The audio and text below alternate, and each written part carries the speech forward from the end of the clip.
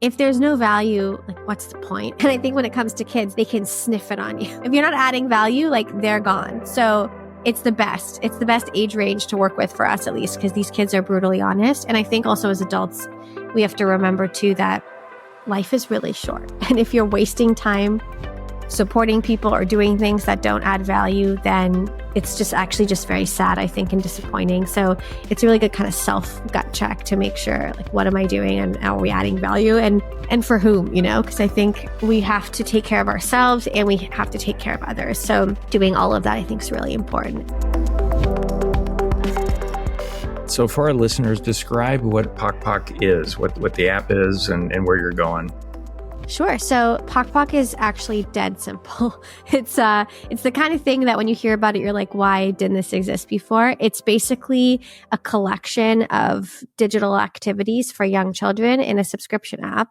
But the concept is taking the like open-ended, beautiful, and sort of timeless play that happens on the floor of your living room with your kids and brings that into a digital space where there are no rules to follow, no levels to beat, no points to score, and no right or wrong way to do anything. So I always like to joke, it's kind of like playing with mud, but on an iPad. And so it's just this ever evolving kind of sandbox of activities or digital toys, as we call them. All right. And what inspired you to do this? Where'd the idea come from and all of this? Yeah. Yeah. So actually, I have to give the credit there to my co-founders, Astra and Mateus. They're husband and wife and also parents. I'm a mom too, but when we started the company, I didn't have any kids yet. But yeah, they were trying to figure out how to introduce technology to their then 2-year-old while they dealt with the fun challenges of a newborn baby at the same time. And they really couldn't find anything out there that felt good to them. It was a lot of really overstimulating and addictive video games that were not very well designed or very educational either for a young child. And on the other end of the spectrum were a ton of very pedagogical apps that focused mostly on having children memorize and regurgitate information instead of do deep thinking and play-based learning, which is how children and frankly adults also actually learn best. And so their whole idea was to take the play that they were seeing happening right in front of their faces on the floor of their living room and bring that into a digital space. And when I met them, their idea was to make at first a digital busy book. I'm sure you've heard of one or had one as a kid, but basically these wordless books with lots of images where kids can really just follow their noses and explore. And that can turn into I Spy, that can turn into what noise does this make, that can turn into what is this thing called? And that was their son's favorite thing to do at the time. So they wanted to digitize that. And we talked a lot about that and how all of our kids are going to grow up to also have jobs that haven't been invented yet. And we have to somehow prepare them for that world. And technology is going to play a huge role in that, whether we're comfortable with it or not. And so we realized the discomfort we were having was mostly around the type of content, not the device itself. So we really set out then to decide to kind of expand this busy book into a playroom of activities for kids that would be just as diverse and wonderful as a real playroom of toys that can grow with your kids from, like, let's say 2 to 8 years old. Okay. Yeah. In the last, I would say 10 years, I put a lot of time, resources, certainly money into improving conditions for K-12 students to learn in Arizona, where I live. And I've always thought the purpose of an education is to create value in the world, not get a good grade, get a diploma, get a degree, get a job. I always felt like when kids are going through that machine, they're doing what they think they're supposed to do instead of what they were meant to do. And I'm always trying to help them find their value creation superpowers. What is it? Is it a musician? Is it as a business owner someday? A spiritual value creation? Could it be something big there around connectedness that's going on? I'm sure you're thinking about that too, because this feels like, hey, we're fostering curiosity, and I love that a lot. And this can really sort of set them up to be, much, I'd say, higher value creating adults when they get launched, and we're starting early. Does that align with what you're thinking? It has to be a big part of it, I would think. Totally. I mean, it's funny to hear you say that. It's like listening to myself talk to our team, because we also talk a lot, even just like internally, about working in what we call like our area of genius. And that is where the value comes in for sure. Like if you're kind of raised and conditioned to just perform and get the mark and get the job and like follow the status quo, I think it just kind of can suck the life out of kids and out of us, frankly, as adults too. And I think it's why so many people hit, 18 and they're like, what am I going to do with my life? Am I going to spend hundreds of thousands of dollars on a university degree, but not really know where that's going to take me? Or or for me, like I graduated university and was like, now what? Like what skills do I even have at this point? Like it was very hard for me to kind of connect those dots looking forward. But I find it's obviously way easier to connect them looking backward. But that identification of value, I think, is so crucial. And it's why we care so much about empowering this really young generation to think not only outside of the box, but think differently and think for themselves. Because most toddlers don't get to make that many decisions in a day. I can tell you, my 2-year-old doesn't. And so we try to give him as much power as we can to make decisions. And I think the majority of that time happens, the majority of those opportunities happen during playtime. And playtime for a 2-year-old is all the time. There is no differentiation between like lifetime, let's say, and playtime. It's just everything is play. It's why kids throw noodles on the floor while they're eating. They're experimenting and seeing what happens with gravity. And yeah, it can be annoying as a parent when you have marinara sauce all over your kitchen, but like it's part of the journey. And as they get older, we start to lose that. And once you're an adult, you're screwed. So, that's a little pessimistic, but like, of course, we really just try to foster that as young as possible for as long as possible. Yeah. I don't think we're ever really screwed because we can start the journey and get on the right path or right track at any age, right? For sure. It doesn't. But yes, we look around like, what have I been doing and where am I going? And I've met a ton of adults, I'm in my 60s, so I've been around for a while. And a ton of adults that they wake up and go, oh my gosh, is this all there is to life? I pay off my house and then we retire and then I'm gone 5 years after that, like a lot of people in the standards. Yeah. No, it doesn't have to be. I took over recently as interim CEO for a company called Dinner Table about probably 4 or 5 months ago. And it's a community of families raising kids to create value in the world. And I'm super excited to expose them to this because I had not heard about your company until getting ready for this podcast the last couple of days. So I think for the younger kids, this will be amazing for them. So stay tuned on that. Your experience at Disney, how long were you there? What did you learn? And how did that help you kind of set up to the work that you're doing here? Mm-hmm. Well, first of all, keep me posted on how that goes with the kids. And that sounds like an amazing organization. I worked for Disney for just under 5 years. And my core role there was to help develop products, like physical products for babies and toddlers mostly. So like baby bottles, strollers, clothing, anything you need for your young child. And it was a really fun job. It was super creative. I got to work with a lot of different companies to bring Disney to life through their products and design products specifically to sort of be collaborated with Disney. And it was a really cool job. And I think the number one thing I learned there that helped guide a lot of what we do at Pok Pok is just the value of brand. And, when I even found out that like a job at Disney was accessible to me, I kind of lost my mind. I was like, oh, this is so cool. When I got that Disney email and my first business card with a Mickey Mouse embossed on it, I was like, this is the coolest thing ever. And it's just because I have been raised with Disney in my home from a young child, like most people in the world. And it felt so powerful to be part of that. And the power of that brand is so deep and incredible. And I think vastly underestimated. I mean, there were days where I was like, you know what? I'm just contributing to more stuff in the world. My office was filled with boxes with products and dust and fresh off the boat, mostly from China, where everything was being produced. And sometimes I had like a bit of an icky feeling about that.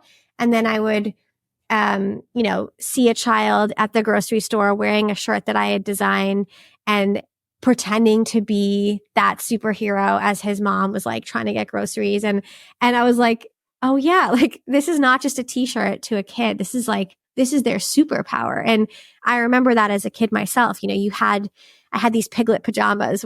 Like, this is such a tangent, but like, when I wore them, I felt like I could do anything. And I was a very anxious sleeper when I was a child and like hated to be left alone in my room in the dark. Like that really scared me when I was little. But in the Piglet pajamas, like it was all okay because like Piglet was there. And I was like, this is, and I think we kind of underestimate the power of brand. And so when we started Pok Pok, we thought a ton about like, how do we want to put forth our own brand? And over the years, we've been approached time and time again by major IP holders and children's brands and to work with us. And the answer until now has typically been no, because we are trying to build, and I think successfully building, our own IP that is grounded in diversity, inclusion, and sort of the modern family, if you will, instead of anthropomorphic animals, which has been done to no end, or just like your classic white nuclear family, which has been done to no end. And so, yeah, I think brand has definitely been the biggest takeaway from my time at Disney, and sees a lot of, you can see it in the company if you look closely. Yeah, love that. Where are you pushing the bar on building brand? I mean, virtually every company is trying to do it. Some not intentionally, some very intentionally. And it's challenging. Like, what are the biggest challenges that you're finding there? It is. It's a really good point. I think our biggest challenge, honestly, as a company is that our user is not our customer. So we're dealing, like, the kids are the ones playing with Pok Pok. They're the users, and they're usually under 8 years old. And most of our users are under 5. So you can't get to them directly. Like, that would just be unethical, right? And the customer who's paying is the parent. And we also have to build the connection with them too. And so we think a lot about that when it comes to brand. So when it comes to the child, it's about being able to recognize and love it. So the recognition for kids is so important. Like, when we came up with the name of the company, we're like, it has to be something a 2-year-old can say and remember and pronounce. And everything has to look Pok Pocky, for lack of a better word. Like, it had to feel super clear. Like, even when I wear my Pok Pok logoed t-shirt, my son knows what it is and he can't read. So like, it's just that essence that kids connect with and love. And we think that's super important. And then for the parent, it's where actually, like, I would say the majority of our brand magic happens. It's creating something that parents love, not just tolerate for their kids. And most of the time as parents, we just tolerate what our kids love because it doesn't really fall within our interest. But I think Pixar does a fantastic job of solving that problem, where, like, if you go watch a Pixar film in the theaters, maybe 30% of the people there will be there without children. It's just because those films touch everybody, but they're made for kids. And I think, and our goal with Pok Pok has always been very similar. And so with the parent, we're really focused on building brand through our identity as female founders, as mothers, as parents in general in the company, and being super transparent about like how we make the app, why we're making it so inclusive, so accessible, so neurodivergent friendly, and like, really just tapping into our core values as individuals and therefore as a business to really push that messaging forward to parents, and then also just to meet them at their level too. Like, we always knew the sounds in the app could never be annoying. So if you're in a restaurant and your kid's on the iPad, you can never want to like lean over and switch off the volume because it's embarrassing or it's annoying.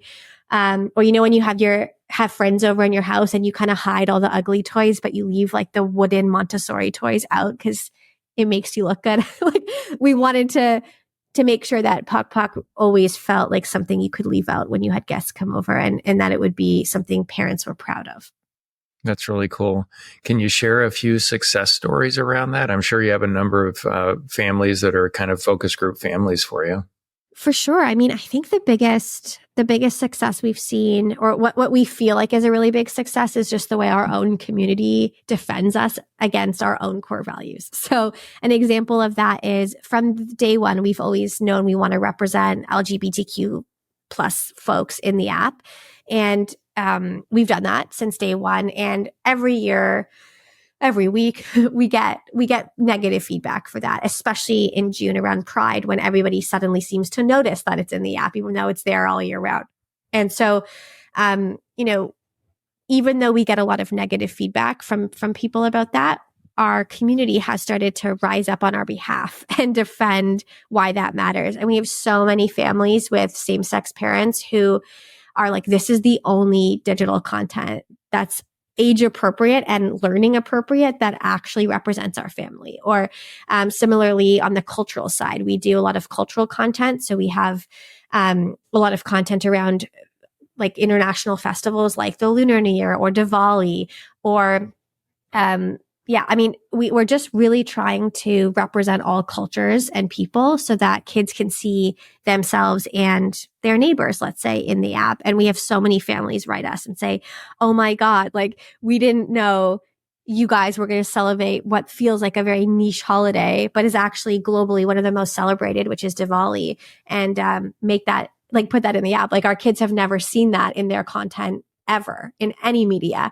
So those kinds of things are such big brand wins too, because they really drive home our core values. Even though from sort of a bird's eye view, they're just product decisions, it all trickles back to like, who are we as a company and what are we trying to achieve?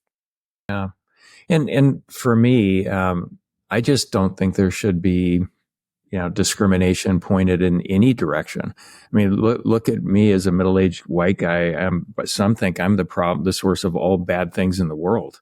And all I've done is create literally thousands of jobs in my, 8 companies I've started from scratch over the years. And I'm all about permeating holistic value creation out into the world and these behaviors. So discrimination goes everywhere. And what I like about what you're saying is, hey, this is the world we live in, and let's not be that way. And For sure. be accepting. I mean, I that's a big part of what I'm getting out of this. Does that resonate?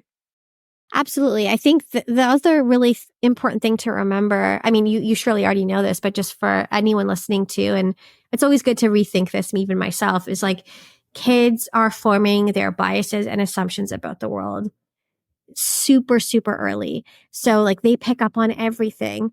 And if they catch your bias as a parent, and that's okay. Like, that's very tough to avoid. We all have our own biases, but they're making assumptions about how the world works from a very, very young age, whether that be how, like, if you throw a ball, it's going to fall down, to like, oh, we look at those people differently, or those people are always at the back, not the front, whatever nuance it might be. So we want to make sure that kids are seeing as many different types of people as possible as early on, to really normalize their presence and their own, not only relevance, but value and beauty in our world. And I think it's really just so important. Like my son the other day saw someone in a wheelchair and he was like so thrilled. He's like, wheelchair.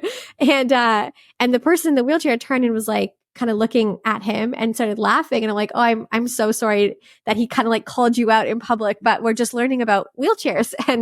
And they were just like, oh, that's really cool. And they seemed very happy to hear that. And I was thinking, like, when I was a kid, we didn't talk about any of that stuff. Like, it was just like you saw somebody in a wheelchair and you looked at them and wondered, why are they in that? What happened? What does that mean? Why aren't they walking? And like, yeah, I just think all those nuances are really important. And let me just say too, like, we don't always get it perfect. There are things that like we don't possibly have all representation on our 20-person team. So we rely a lot on external consultants to help us make these decisions well. Cause again, we also have our own bias, and we want to make sure we're just doing our best at it. And when we make a mistake, we fix it and try to improve.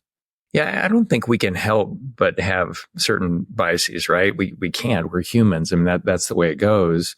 But what my hack is, I'm always looking for where's the value. And when I hear people talk about we want to have a bias for action, I'm like, no, let's have a bias for value creation. So we're going fast. We want to create value in the world. And when somebody presents a position, whatever it is, or an idea, I'm always interested in how will this create objectively measurable value in the world, either material, emotional, or spiritual. And spiritual, again, foundationally, I think of it as connectedness to ourselves, our family, communities, higher power, et cetera. And that's proven to be a really good lens. There's a lot of noise out there right now where it's there's a lot of personality contests going on, and it should be back to where's the value being created. Our elected leaders, it's about policies that create better conditions for the citizenry to work, live, learn, and play. In businesses, if you don't create the value, that could cause some issues, right? I've started 8 companies from scratch, and if I didn't make it work, and I've sold them, by the way, for anywhere from a few million to well into 9 figures, I would have lost all my investment in those things, right? So it's value creation for internal team members, external team members, all of it. Does that resonate at all? It's such a great lens for me to think of the world. Like, where's the value? Let me see if I can quantify it. For sure. I mean, if there's no value, like what's the point? I think also like, and I think when it comes to kids, they can sniff it on you. Like if you're not adding value, like they're gone. So it's the best age range to work with for us, at least, because these kids are brutally honest. And I think also as adults, we have to remember too that life is really short. And if you're wasting time supporting people or doing things that don't add value, then it's just actually just very sad, I think, and disappointing. So it's a really good kind of self gut check to make sure, like, what am I doing and are we adding value and for whom, because I think we have to take care of ourselves and we have to take care of others. So doing all of that, I think, is really important. And it's a journey. Like I don't think we're ever done kind of figuring that out. And I assume it very much evolves throughout the course of people's lives, because I know it has for me, and what I value and what I care about and where I want to add value to other people's lives. And so, yeah, I think that makes a ton of sense. Yeah, and it's a challenge, I think, for everyone, because I think about your position. You have your individual identity. You're a mom. You have a husband, so the marriage. You're a CEO. You got all this going on, and how do you think about balancing all of that? I mean, I've got my thoughts on how I do it, but there's like so many. It's such a full life, that you're living. Yeah, it is. That's a really nice way of framing it. It's full and it's delicious. Like I'm super, super fortunate. I think about that every day. Like I'm just so lucky. And how do I manage? With a lot of help, of course. Today's a great example. My son is sick. I woke up with a full calendar. My husband had to appear in court. He's a lawyer, and that took precedence over meetings that I had. And my brother luckily swooped in and is with my son now. And it's like you just have to kind of join forces and support each other and help, because the day you're thriving, someone else is struggling, and vice versa. So for me, it's really about just managing my time and my expectations of myself and others. So I really have set some stronger boundaries in the last few years, and also very strict priorities, specifically around value. When I sit down to do something, like, does this matter? And will this move the needle? It's kind of like the 80-20 rule. And so my to-do list has become very fierce when I have it categorized for like, it has to happen today, to it has to happen this week, to like just backlog. And this stuff kind of matters, but obviously not enough right now. And it really helps me focus on what actually needs to get done. And many of the things that when I started this process were on the has to get done today, did not have to get done that day. So it really helped teach me that, sometimes the non-negotiable of the day is something very simple and quick. And sometimes it's 7 out of the 8 hours, let's say.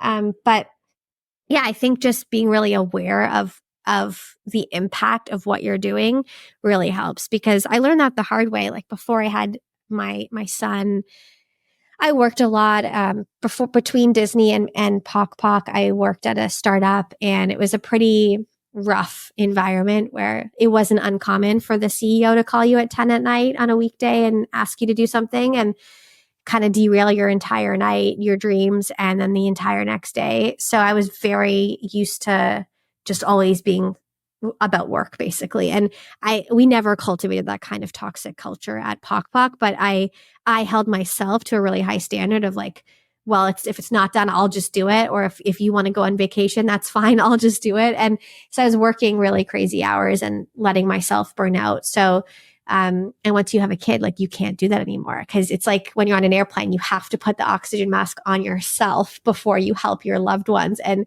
if you're not okay, they're not going to be okay. So I really focused on taking care of my own health and wellness, and then it just kind of trickled into everything else. And it's kind of sad. I needed to have a kid to like wake up to that, but I'm super grateful because it didn't take long. It was like literally a matter of days when I was like, oh shit, like this is my new life now. So let's pivot. And now my time is so much more productive. I do more in 6 hours than I did in 12 before. So I used to waste a lot of time doing work that wasn't adding value necessarily in the short term or even the long term, and just doing things I felt like should be done.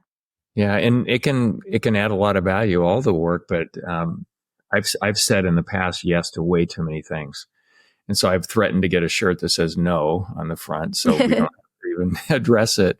But I did make a t-shirt that said do less better, Yeah, because there's I love that. so much that we could be doing out there. I Yeah, do have a saying couple no of, is such a superpower. yeah. When you learn how to say no, I think it really frees you from so many things. Mm. Well, how do you deal with it when you say no and they come back at you? How could you do that? Why aren't you helping me?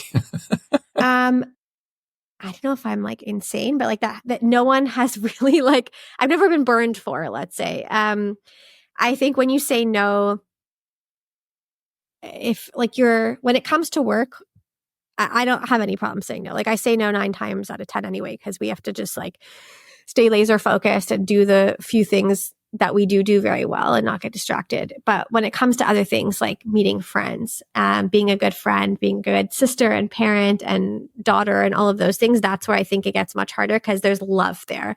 So it's harder to say no there. And I think the real sort of thing that's helped me, I guess, is communicating the why and not just saying no, but explaining why it's a no for today.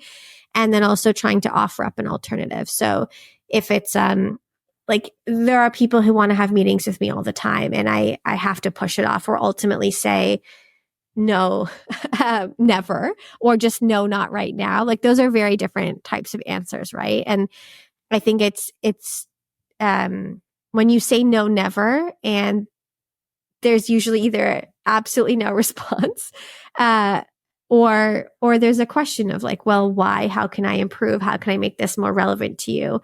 And it gives me a chance to also see what they have to offer. Like, I think there's a lot of people who want a lot from us all the time, and it has to be a two-way street at some point. Like I know like one big thing for me is a lot of people have helped me in my career and still do all the time. So I want to try to pay that favor forward to especially like budding entrepreneurs and other people starting companies. So I try to say yes to those things and actually prioritize those kinds of meetings with people I've never met before, just so I can try to help pay that forward. But I'm very much looking for like a win-win situation because otherwise it gets my Well, calendar gets out of hand. that's a really big distinction, because those that actually add value to the relationship, I always prioritize those as well. It's all the other ones that give me something. And then the ones that come in, what can I do for you? So they can use that against you to say, do this for me. Like this hidden agreement that goes on. And Yeah. I see it a mile away when it's coming in. So that's a big distinction. So I kind of prioritize the same way that way. I had a Yeah, I couple of think like, oh, sorry, go ahead. I had a couple of app questions. Sure. One's more business. What's it been like developing an app? And I've developed lots of apps, but what have you learned going through that process? Was it as easy as you thought? Was it challenging? It's been fun. Like the actual app development part has been honestly, I think the easiest part of our whole business. It just kind of flowed out of us like air. Like we knew what we wanted to make, we knew how to do it. And we were like, we're the best people to do this and it's working. And the content has never come into question. So the actual development of it from like a design and technical point of view has always been fairly straightforward for us. What I will say though is that, like, of course, there have been a million challenges along the way. I think one of the bigger challenges has come with growth because there are over 2 million apps on the App Store alone, not including the Play Store and other app stores out there. So it's hard to get eyes on your app. And I think growing has been definitely the larger challenge for us. So it's one thing to make a great app, but if you can't tell people about it effectively, then you've got nothing. So I would say that is really where the sort of spice comes when it comes to making apps is you can make it, but like, will it be successful is a whole other question. So That's what we've definitely been leaning into and trying to navigate those waters. Okay. And is the team internal that built the app, or did you contract with an external team? No, we do it all ourselves. We're very particular, I would say. I think most startups, the motto is like get the MVP out the door and just get it out there fast enough to get feedback. And I'm very much a believer in that point of view. But with Pok Pok, we went the opposite route, which is make it perfect and then release it and then continue to perfect it over time.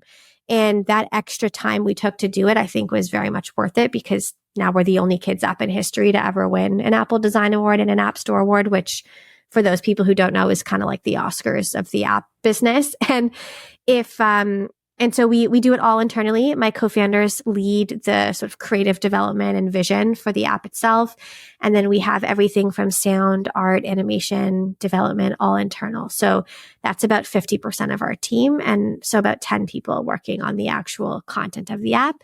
And the only thing we've ever outsourced has been localization. But we actually have no language in the app that the kids ever see or interact with. It's a totally language-free space. Only the parental area of the app has language. So it's like a sort of minutia of the actual product that we've outsourced. And that's just because we don't speak every language on earth. Yeah, that's interesting.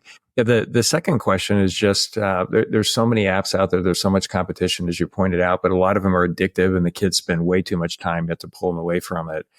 How have you talk about how you've designed that to make sure that it's the right balance? Great question.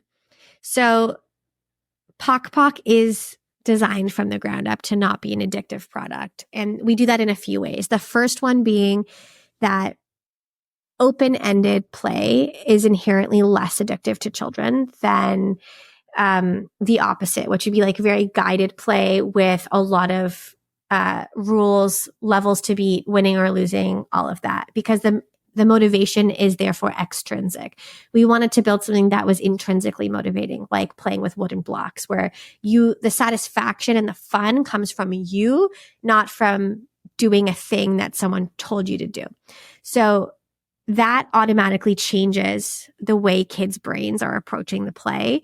It's very subtle, but it changes that dopamine. So instead of getting a hit in the face with dopamine when you've achieved that goal that you set out to do, or that level to be, that point to score, you're getting more of like a flat line dopamine through the process of exploration, tinkering, experimenting.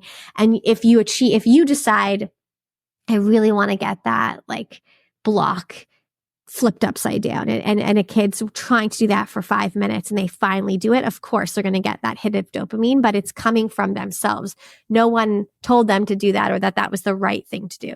So that really changes the way that they're interacting and naturally makes it much easier to step away from. The other really important ingredients come from the aesthetics. So Pok Pok is made with only about 16 colors. It's super minimalist from a visual standpoint. And it's very quiet on the eyes, let's say. The animations themselves are also very slow paced. They're about half the speed of the industry standard for children's media. And that slowness, which feels very slow to an adult, is just the right pace for a child, to make sure that they're not being dysregulated or overstimulated by things moving too quickly or too brightly around the screen. And the last ingredient there is the sound. So similar to the visuals, it has to be quiet and gentle and feel like, we try to make it feel like a physical toy. So a lot of the sounds we do most of them are hand recorded by our sound designer, Matt, and they're done by like tapping chopsticks on apples and like doing weird things in his studio to make it feel like these are real life sounds, not like synthetic, loud, overstimulating noises. And nothing in Pok Pok makes a sound until the child makes that sound happen. So again, this just contributes to stimulation. When you open it up, it's quiet and nothing's moving. So it's just like walking into your playroom. You don't have like a Barbie being like, "Hey, play with me," and like it's just a quiet zone. So all of those things together work really hard to make sure that Pok Pok is something that kids aren't going to get addicted to. That being said, we want them and need them to want to play with it. So we also have to make sure that there's a lot of fun baked into what we're building. But our biggest kind of KPI on this has been like when you take the device away from your child, do they cry and have a meltdown, or do they just walk away? And that was something we spent a really long time working on before we launched the app. That's fascinating. Is it only a paid app, or is there a free version of it out there? There's a 7-day free trial, and then it's either a monthly or an annual subscription. And we add content to the app, new content to the app every usually like 6 to 8 weeks or so. So it's really only a paid option, but that lets us make sure that it's really high quality. There are no ads or other sneaky in-app purchases or anything your kid's accidentally going to buy. And then, people can try it for free for a week first. Okay. And has it been mostly B2C directly, or have you explored partnerships with organizations with lots of families as members? It's primarily been B2C. We do have Pok Pok in some schools, but they have come to us. We haven't gone to them. In terms of partnerships, we're always exploring those discussions with certain organizations, but we've frankly just never found the right fit. And that's not to say we never will, but we're always on the lookout, actually, because I think those certain strategic partnerships can be really fantastic for us. For like 99% of our business is just B2C to parents. Yeah, I'll put some thought into that, because I'm not even thinking a full partnership. It's just, we have a community of families. This would be a great thing to make available to them. There could be a deal to give them, but it's not a true partnership. And I bet there's a lot of organizations out there like that. Absolutely. And we do a lot of affiliate partnerships. So with an example like that, we'll basically give those organizations a discount code to offer to their community. And then they can get a kickback of the users that they bring us, essentially. So it's like a pretty standard affiliate agreement. And we find that to work really well with similarly valued companies to us. Okay. And backing up a little bit, when you talk about intrinsic motivation, I've always thought about that for kids as this shield of armor that prevents unhealthy influences from getting in and changing what they actually do. So I love that you're starting so young to go after that and building on it. Was that intentional as part of this too for you? Totally. Yeah. It's all part of empowering kids to think for themselves, because again, like, even if you're watching a young child play with a puzzle and you're like, what are you doing?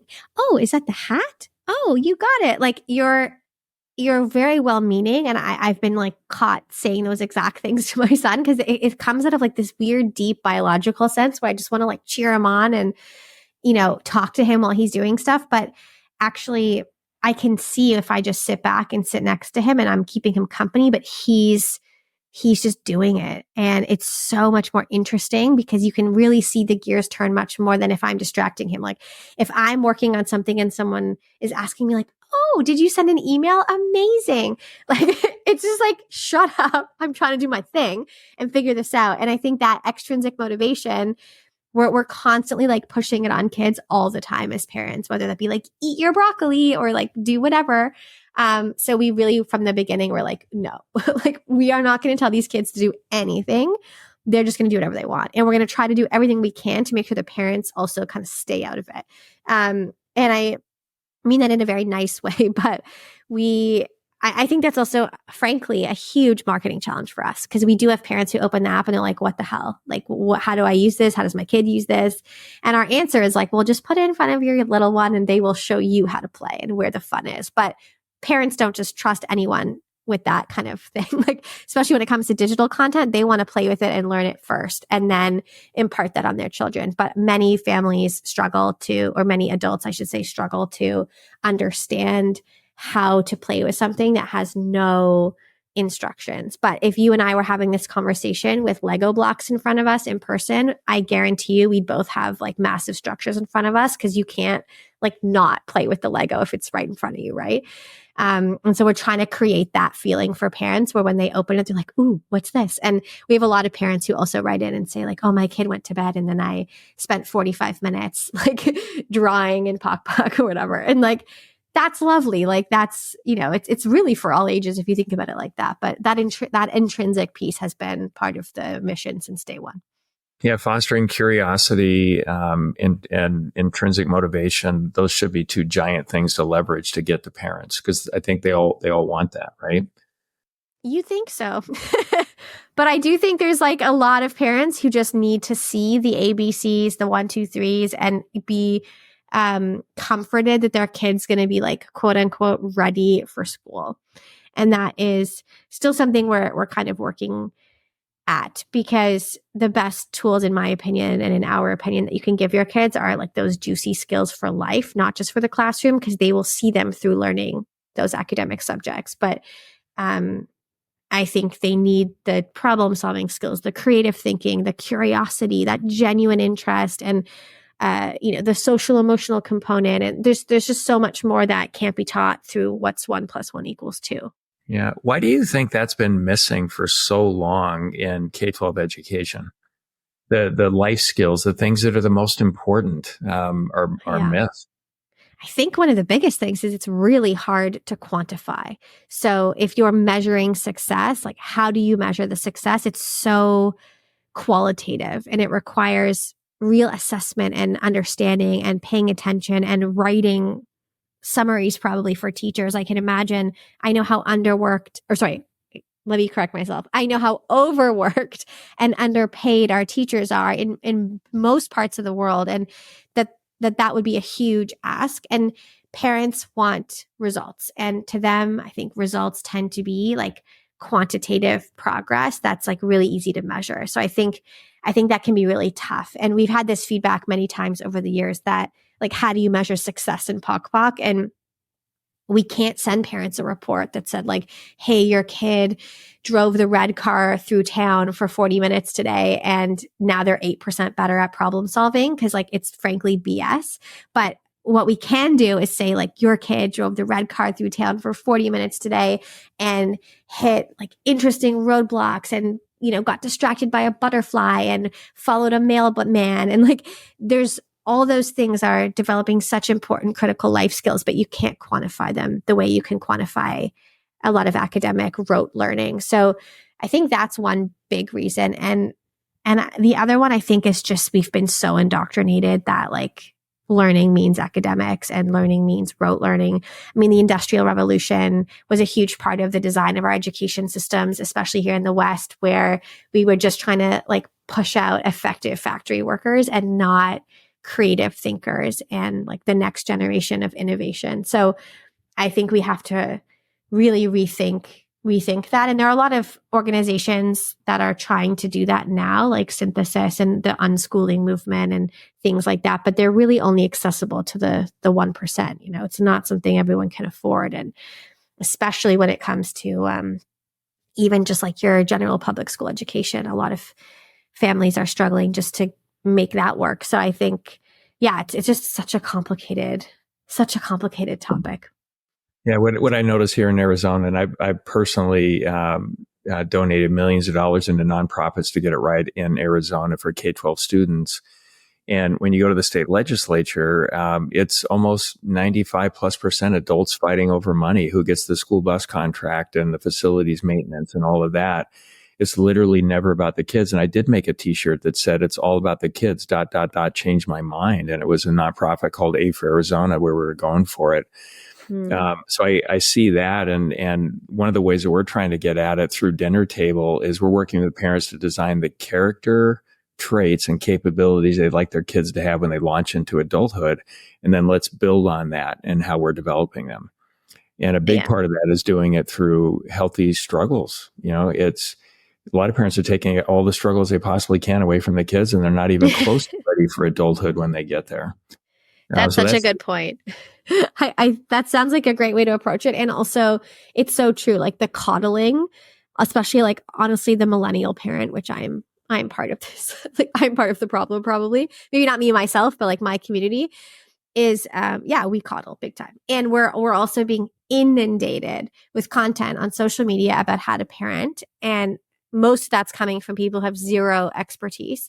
And I think it's very popular right now to do a lot of things that lean in really, really hard on like sort of the soft parenting side of things. And I do think that like personally, I'm a big believer in just like mindful, conscious parenting. But I also think there's something to be said for the generation that I grew up in, where like our parents, I would say, were probably sort of in the middle. My parents are also in their mid 60s and raised us, very differently than their parents raised them, but not quite as, let's say, gentle as my generation are raising our kids. And so it's funny, but you don't really know how that's going to pay dividends until your kids are older. So it's like a tricky thing to measure, but it's really interesting to see the evolution of education, because we all feel like our parents maybe did it wrong, or like didn't do it well enough, or and our teachers maybe as well. But I have to say that like I do appreciate a lot of the things my parents did in terms of raising us to be like really fending for ourselves and like figuring things out the hard way within the limits of our own, obviously, like safety and capabilities. But yeah, it's tough. It's tough. You love your kids. It's so hard. When my son's about to knock his head, I'm super inclined to be like, stop running, slow down. But he also like has to learn that like if he runs in the house with socks at 90 kilometers an hour, he may slip and smash his head. So like at some point you have to kind of let go and just let them make mistakes. Yeah, I think it's in a big way, it's just a lack of enough healthy struggles where we take it away. So like if we grow physically or improve physically, mentally, emotionally, there's going to be some amount of struggle there and effort put forth. So we're taking it away, because I don't think human nature has changed in all of recorded history, but I think the environment we create for kids and adults, that's what's changed. And so we're just getting, different behavior based on that. When you talk about nurturing curiosity, love that. What are you doing for internal team members as you grow your company? And that could be a quite interesting journey. What are you learning about that? It's funny. Like we've been thinking about this a lot forever, and we once chatted with this guy, Dr. Mike DeShriver. He's the best. I don't know if you know him, but I feel like you should know him. Like you guys should know each other. He's a professor of creativity, which is maybe the coolest job on the face of the earth. And he's written a blog for us on our website. We've had him consult with us a little bit, and one of the things he does with his students at like the PhD and I think master's level is like, how do you get adults to be creative and like, how do you tap into that? So Esther and I have had many chats with him over the years, and he has taught us a lot about like how to think about this. And I think one of the things that we do is it's just our company culture, which is a few things. Like one is the best idea always wins, no matter where it comes from. And that usually means like one of us is wrong. I'm always like first to be like, this could be a terrible idea, but let's see. And I love that we've built this culture that anyone can come up with anything. And it's a really accepting place where people are ready to jump in and help each other no matter what the situation. I think that really helps create space for creativity, because if you're worried about what other people think or your job performance, you're so much less likely to take the risk to do something outside of the box. And the other thing we do, which I really love, is I just kind of invented it, but it's called Black Box Day. And basically what I do is we have everybody put a big black square over their calendar on the last Friday of every month.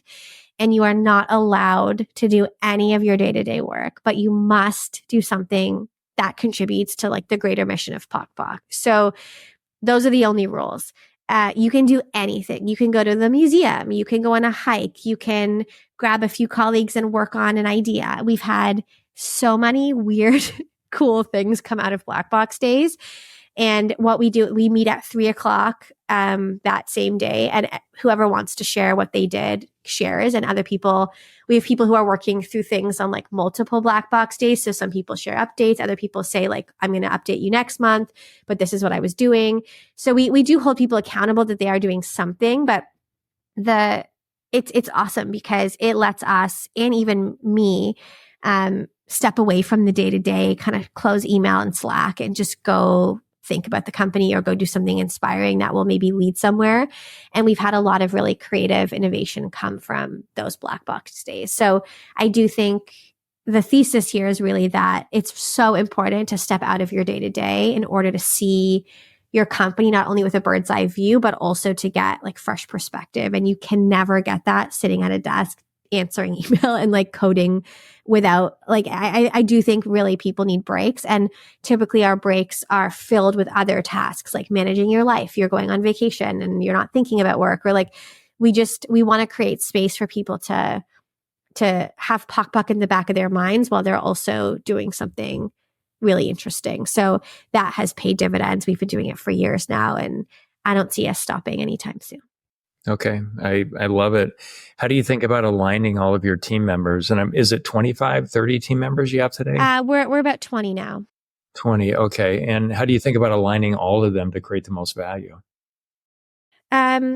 We just talk to them. Like, I don't know. It's not that, I feel like it's not that complicated because we're also pretty small, but we see each other all the time. We're hybrid. And at the very least, we meet once a quarter in person, but many of us see each other every couple of days or every day. And we just share. I mean, nothing really is off limits. So we're super transparent about everything that we're working on. And we talk. And then we also just invest in time together as a team outside of the day to day. So whether that be like a team event or an offsite or whatever, and just make sure people feel like safe and connected with their colleagues, because that's when I think the best work happens too. So we just talk about it. I mean, yeah, I wish I had a better answer for you, but it's, for us at least, it's very simple. I think it's great. I think all the way to probably 100 employees with some of my companies, we just kind of talked to each other and it worked. Once I got past that, I had to be a lot more intentional about it to make sure they're lined up because, gosh, everybody's doing amazing stuff. They're working hard, but it's not connected and not creating near the value it could if it was more aligned around it. So I would spend a lot of time there. Are there any sort of big lessons that you've learned as a CEO and having your own business here? Like the three successes of being a CEO, the things that make it work, whatever that is. And I know there's no silver bullet; like it all has to work together. But what have been your biggest learnings?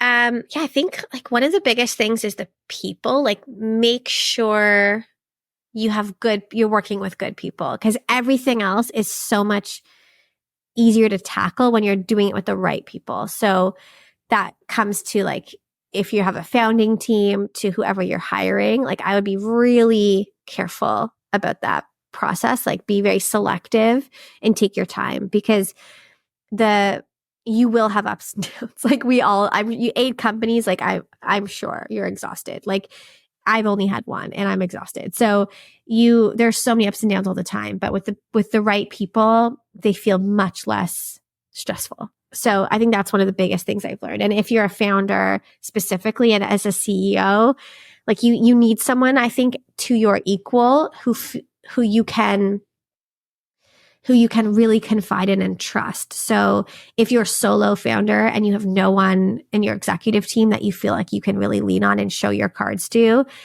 you need someone outside the company then. Like you need a mentor or someone, because there's so many dark days that, like, if I didn't have my co-founders and specifically Esther, like we've lifted each other out of the mud so many times that like, it's just so important to have that partnership or someone there who can see through all of the sparkle and all of the things that are going on and who know you really well. So I feel like that's been really instrumental in our success as a company, and also my personal success and just happiness is like having that support in a founder, in co-founders.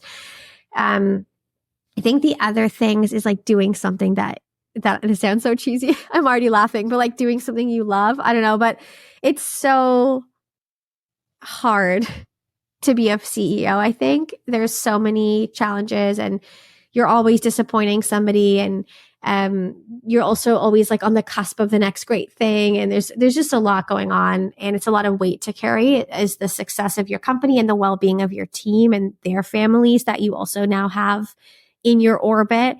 So I think if you don't really love and care about what you're working on, like it suck. Like it would just suck. Like, I don't know. I just can't imagine finding the fun if I didn't love the product. Because for me, at least, the challenge or like the fun of running the company, I would say like, yeah, maybe like 40% of that comes from the actual challenge of like, can we make this work? And like my business brain like loves that. But most of it actually comes from the fun, which is, talking to families, hanging out with my colleagues, problem solving together, working toward a mission that gets me out of bed in the morning, all those things. So those to me feel like the two biggest secret sauces, but they're not very secretive, I don't think. I'm sure other people have talked to those as well. No, I love that. Interestingly, working 70 plus hours a week, years on end, building a company that got to over 500 team members in the beginning. At the end, it was less than 15 hours a week to keep it growing as fast as ever. I had 65 leaders. I spent all my time working with them. It does get easier at scale in a lot of ways. So there is a way. But in that company, kind of thinking about your journey, I actually replaced the senior leadership team 5 times in 23 years completely. And sometimes it's good people. Sometimes they can't make it. They still bring a lot of value in other areas, but not at the leading edge. Totally. I think that's a really interesting point, and one that I've heard a lot from other founders, which is like you have leaders for different seasons of your company. And you have to, I think one of the hardest jobs as a CEO is to identify like when that season is coming to an end and who you need to get you through the next one. Because your, VP of whatever might not be the right person to take you. They were great from 0 to 1, but they really might not be great from like 2 to 10 or 10 to 100. So I think it's very rare to find people who can see you through like a 20-something year business and stay in those roles. But it's part of the journey for sure. Yeah. So from this conversation, Melissa, was there one thing that stood out as the biggest takeaway for you? Yeah, I think it's just really refreshing and important to remember these like really simple things, which are just doing what matters and focusing on the value of our actions and the things that we're working on. Like again, it feels very simple, but if you take a step back and look at your life with that lens, I think it's really important. And I think it's something we should all be doing very regularly. So it's fun to talk through it all again. And it's why I love doing podcasts, because it helps me reflect on the company at the same time. So that's been really fun. Yeah. And my biggest takeaway is just your focus on helping kids develop that intrinsic motivation early. I love that. And it makes so much sense. I can't wait to kind of socialize this out there. Melissa, it's been so great to have you here. I've really enjoyed this conversation. Thank you so much for being here. Likewise. Thanks for having me, Lee. This was really fun. Of course. I hope we get another chance somewhere in the future. And this has been the Show Your Value podcast, where we explored the art of value creation. And if you got some value out of today's episode, I certainly did. Please leave a review. And until next time, show the world your value.